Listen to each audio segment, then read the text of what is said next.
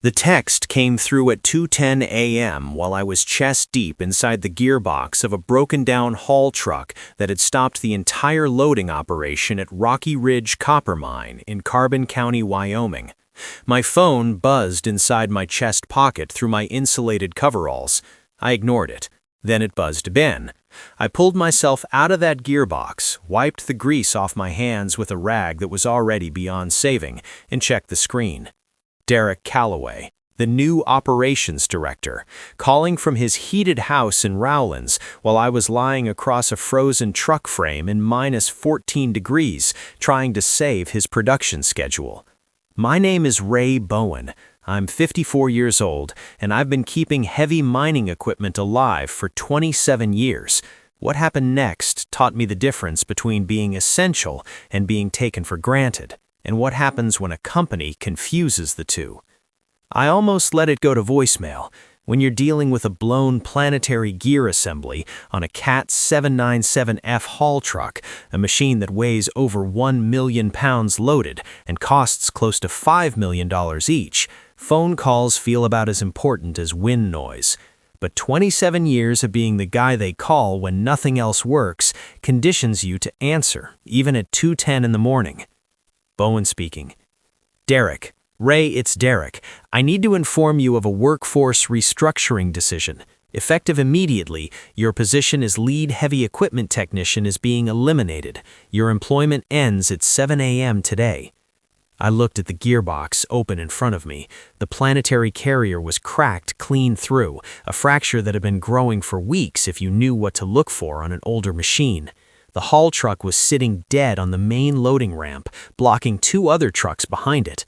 Linda O'Coffer, the shift supervisor, was standing 8 feet away with a flashlight and an expression that said she already knew this night was going to be long.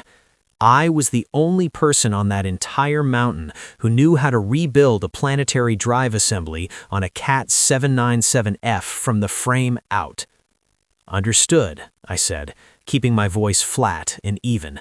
I'll let Linda know that you'll be handling the haul truck repair since I won't be a Rocky Ridge employee in about 5 hours. Silence, long enough that I thought the call had dropped. What haul truck repair? Unit 14, blown planetary gear assembly on the rear drive. It's been sitting dead on the loading ramp since midnight. Every truck behind it is blocked. We're losing roughly $94,000 an hour in copper ore throughput, and the repair requires another 7 hours minimum. Since my position is being eliminated, I assume someone else will be finishing it. More silence. When Derek spoke again, his voice had changed completely. Ray, let's revisit this conversation after the truck is fixed. I don't see how that makes sense. You terminated my employment effective 7 a.m. It is currently 2:17 a.m. That gives me 4 hours and 43 minutes as a Rocky Ridge employee. After that, I shouldn't be working on company equipment. Wait, Ray. I hung up and looked at Linda. She'd caught enough of my side of that conversation to put it together. They fired you? Tonight? While you're out here fixing their truck in the dark? That's what he said. Effective 7 a.m. Linda's face went stone cold. Ray, you were the only person on this property who knows how to rebuild that drive. What am I supposed to do? That is an excellent question for Derek Calloway. Before I tell you what happened over the following 2 weeks, let me tell you who I am and why that phone call was the most expensive mistake Derek ever made in his career, and probably ever will. I came to Rocky Ridge Copper Mine in 1997, 2 years after finishing my enlistment with the Army, where I'd spent 6 years keeping armored vehicles running in conditions that would make most mechanics quit on the spot. The military taught me that when equipment goes down in the field, you don't wait for someone else to fix it. You figure it out yourself, or people don't go home. That mindset traveled with me to Wyoming. Rocky Ridge is an open-pit copper mine sitting at 7,400 feet elevation in the High Plains Desert east of the Sierra Madre Range. At full production, the mine moves about 180,000 tons of material per day, ore and waste rock, using a fleet of 22 haul trucks, 4 electric rope shovels, 3 drills, and supporting equipment. When everything is running, the mine produces enough copper concentrate to generate roughly $2.3 million in revenue daily. When the haul trucks go down, especially on the main loading ramp, the whole operation backs up like a drain in a flood. My job was keeping that fleet running. These weren't new machines with onboard diagnostics and warranty support. Most of our haul trucks were 1990s and early 2000s Cat and Komatsu units, mechanical giants that had been rebuilt multiple times and required hands-on knowledge that no amount of software could replace.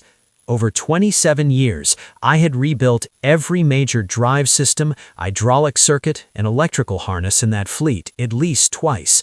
I knew which trucks ran hot when the altitude got to them in summer, which ones needed their fuel systems adjusted in winter, and most critically, I could diagnose a problem by the sound of the engine under load before the sensors even flagged it. That kind of knowledge doesn't come from a certification course or a manufacturer's training seminar. It comes from 27 years of showing up, getting dirty, and paying attention. Derek Calloway had been hired 7 months earlier with a master's degree in operations management and a corporate mandate to optimize workflow and reduce fixed labor costs. In his first month, he'd replaced 3 experienced mechanics with a service contract from a regional equipment dealer. In month 3, he had outsourced scheduled maintenance to a third-party company based in Denver that sent different technicians every time, guys who'd never met our machines before and were reading the service manuals on the drive up from Colorado. In Derek's spreadsheet, my $88,000 annual salary was a line item he could eliminate. What he couldn't see on that spreadsheet was what that line item actually bought the mine, and he wouldn't find out until it was too late. The crisis that ended with that 2 a.m. phone call had started 14 hours earlier when Unit 14 began throwing fault codes during the afternoon shift. I wasn't scheduled that night, but the afternoon supervisor, Carlos Espinoza, called me at home because the fault codes weren't matching anything in the diagnostic manual, and the truck was already losing pulling power on the uphill grade. "Ray, I hate to bother you off the clock, but we got something weird on 14. She's throwing a combination of fault codes I haven't seen before, and she's struggling on the ramp. Felt wrong when I drove her this afternoon." I'd been watching a University of Wyoming football game and eating leftover chili. When Carlos says something feels wrong, you listen. He's a good operator with sharp instincts, and good operators know when something is off before the machines do. "What fault codes are you seeing?" "Powertrain fault 447 combined with transmission fault 112 keeps cycling on and off. Dealer tech says it's probably just a sensor." That combination got my attention immediately. On a Cat 797F, those 2 codes together mean the planetary carrier in the rear drive is under stress. It's a pattern I'd seen 2 times before in 27 years, and both times the carrier had cracked within 12 hours if we didn't pull the truck. "The planetary carrier is cracked clean through," I told Linda when she came on shift at 8 p.m. "It's still in one piece, but it won't stay that way much longer. We need to do a full planetary drive rebuild tonight, or we risk losing the entire rear axle assembly." Linda understood what that meant. "How long for the repair?" 8 hours if everything goes clean. The carrier is a stocked part. We've got one in the parts room. Labor is the issue." "What's the cost if we don't fix it tonight?" "If that carrier lets go under load, we're looking at a complete rear drive failure. The axle housing will go with it.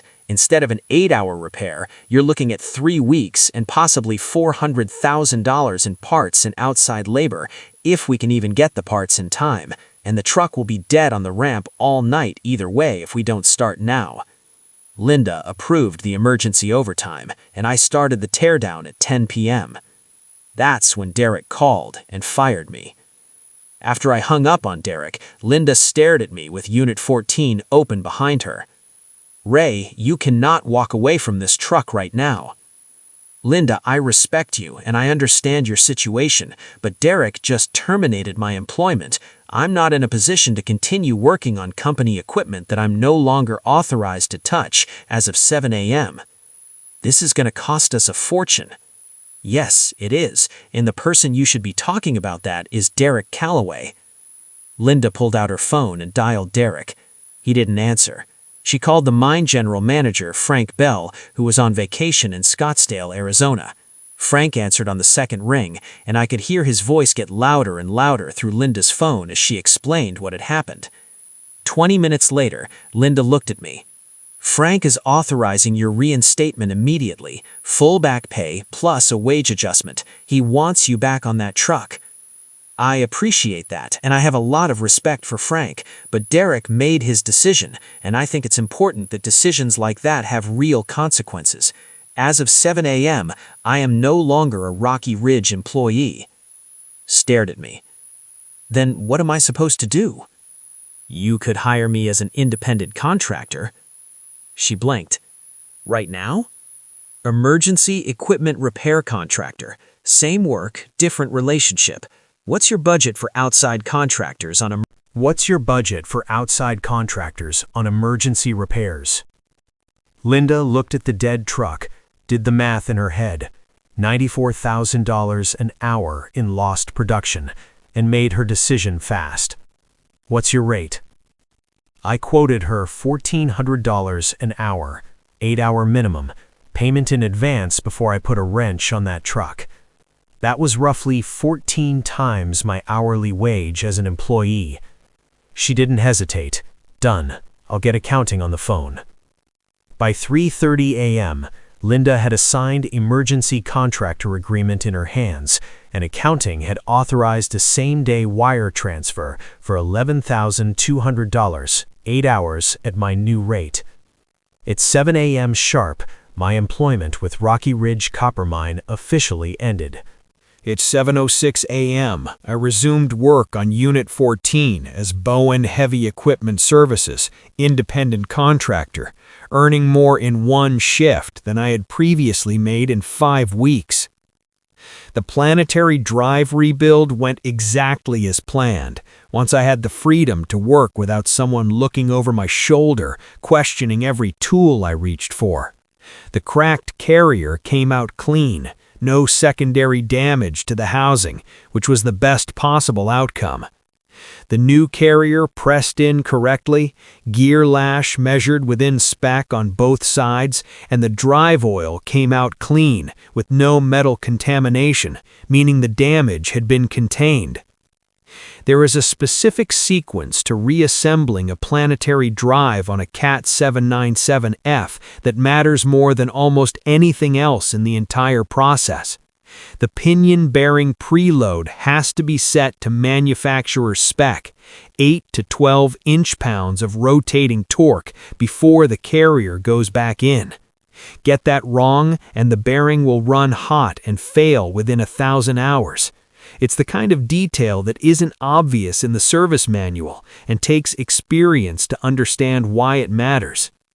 By 9 a.m., I had the drive reassembled and was running a functional test, rotating the drive slowly under controlled load and checking temperatures at 15-minute intervals. Everything was within normal range. By 10:30 a.m., Unit 14 was back on the loading ramp under full production load. Linda found me cleaning up my tools by the maintenance bay. "Ray, that was incredible. You just saved us from a potential disaster." "You paid me well to do it. I'll have a written inspection report and repair documentation to you by end of day. Make sure Frank Bell sees it." "Will you come back? We want to negotiate a permanent arrangement." "Tell you what, Linda, this contractor situation is looking pretty good from where I'm standing. I made more today than I usually make in a month." Around noon, my phone started going. Derek Calloway first, then Frank Bell, then someone from the mine's parent company HR department out of Denver. I let them all go to voicemail while I wrote up my technical report and loaded my tools into my truck. Derek's message was predictable. "Ray, there's been some confusion about your employment status. I'd like to discuss getting this resolved as quickly as possible." Frank's message was more direct. "Ray, this is Frank Bell. Derek made a serious error in judgment, and I take full responsibility for not having better oversight. We want to make this right. Call me." but the call that changed everything came at 1:45 p.m. from a number I didn't recognize with a 406 area code. Mr. Bowen, this is Steve Hargrove, Operations Manager at Copper Ridge Mining in Butte, Montana. We got your name from Frank Bell. We've got a Komatsu 930E that's been down for 2 days, and our service contract guys can't figure out what's wrong with it. We're losing about $110,000 a day in throughput. Can you help? Word moves fast in the mining industry. Operations managers talk to each other at equipment shows and industry conferences and regional safety meetings. When one of them finds a technician who can solve problems that stump the service contract guys, that information travels. I was in Butte the next morning.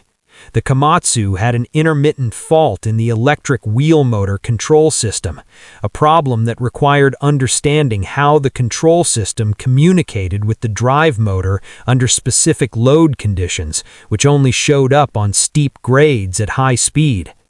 The service contract technicians had been replacing parts based on fault codes. I fixed the actual problem in 6 hours.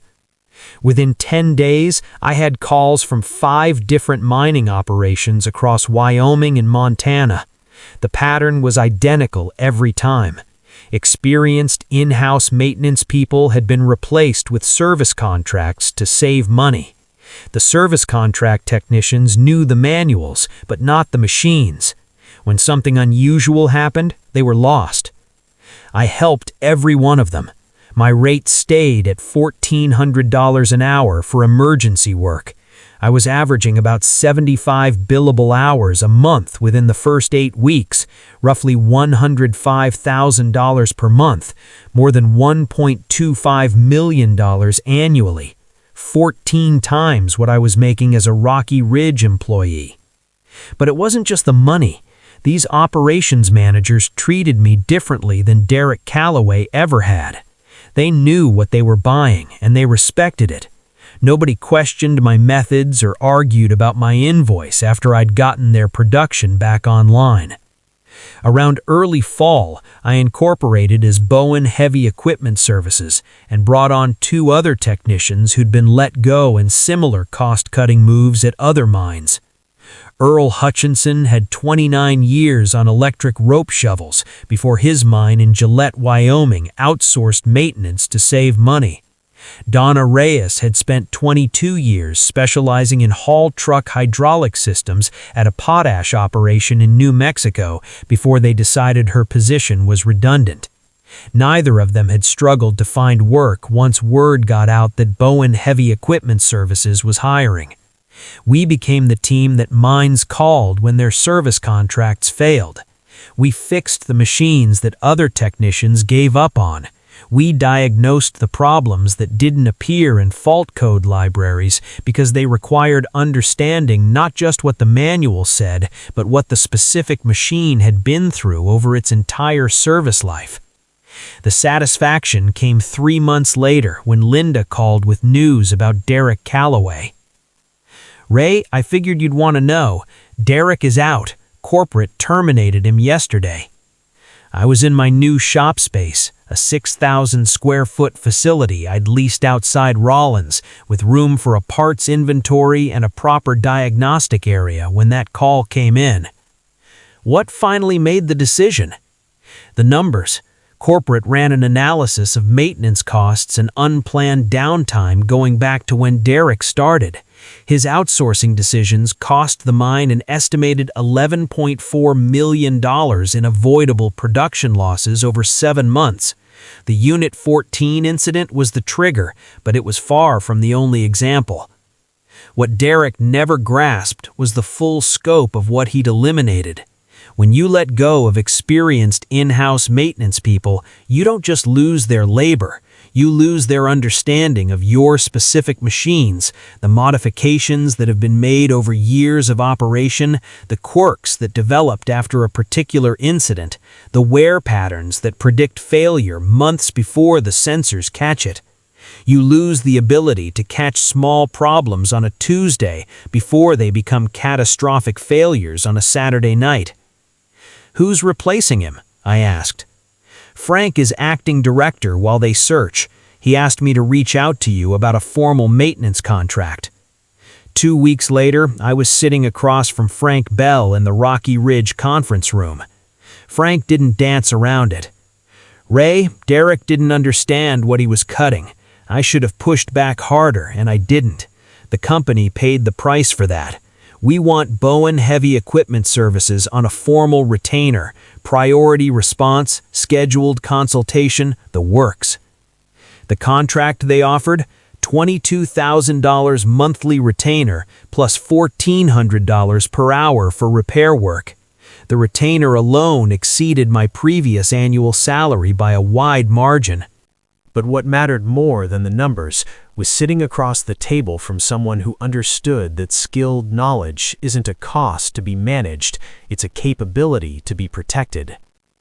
By December, Bowen Heavy Equipment Services held maintenance contracts with 9 mining operations across 3 states.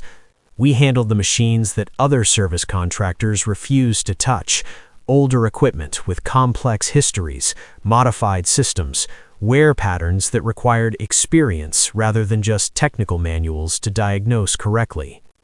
We also started an apprenticeship program, young mechanics who wanted to learn the trade the right way, not just how to read fault codes and replace flagged components, but how to listen to a machine, how to feel what's wrong before the sensors know, how to think through a failure systematically when the manual doesn't have the answer. Tyler Banks, 24 years old, came to us after 2 years at a dealership where he'd learned to replace parts but not to diagnose. He's now learning to read vibration patterns in drivetrain components, recognize abnormal heat signatures in hydraulic circuits, and most importantly, to trust what the machine is telling him before he reaches for a part. "There's no shortcut to this," I told him during a training session on planetary drive diagnostics. "You can memorize every fault code in every manual ever written, and you'll still be guessing on the problems that actually shut minds down. Those problems require experience. They require paying attention for years. There is no other way." Last month, I got a call from an iron ore operation in Minnesota. Their largest haul truck had failed during peak production, and 3 different service contractors had looked at it over 5 days without being able to identify the root cause. They were losing $130,000 a day. "Mr. Bowen, we were told you handle problems that other contractors can't. Is that true?" I was on a flight to Duluth the next morning. The fault was in an aftermarket steering modification that had been installed in 2002 and was not reflected in any current documentation. The modification had introduced a hydraulic feedback loop that only became active under a specific combination of load and temperature. I identified the issue in 40 minutes and had the truck running by early afternoon. They paid my invoice within 24 hours and signed a maintenance agreement before I left the property. That's what Derek Calloway never understood. The most dangerous person to eliminate from an operation isn't the one with the loudest voice or the highest visible profile. It's the specialist who quietly prevents disasters from happening until you decide their experience isn't worth the cost. Because specialized knowledge doesn't disappear when you let the specialist go. It walks out the door with them and becomes available to every operation except yours. And when the next crisis hits, and there is always a next crisis, you learn that deep experience cannot be quickly rebuilt, easily substituted, or found in a training manual. Sometimes the most powerful response to being undervalued isn't arguing your worth or waiting for recognition. It's stepping back, letting the decision stand, and allowing the full weight of that decision to land where it belongs, while you build something better with the skills they decided weren't worth keeping. Derek wanted to modernize by cutting what he called legacy labor costs. I helped him achieve that goal. What he discovered, too late, was that modernization without mastery is just expensive confusion, and that the real value of deep expertise isn't measured by what someone pays you for it. It's measured by what they lose the night they decide they don't need it anymore. When you let go of the person who knows how everything works, you don't eliminate a problem. You become the problem that needs solving. The difference between a cost and an investment is simple. A cost disappears when you cut it. An investment disappears when you need it most.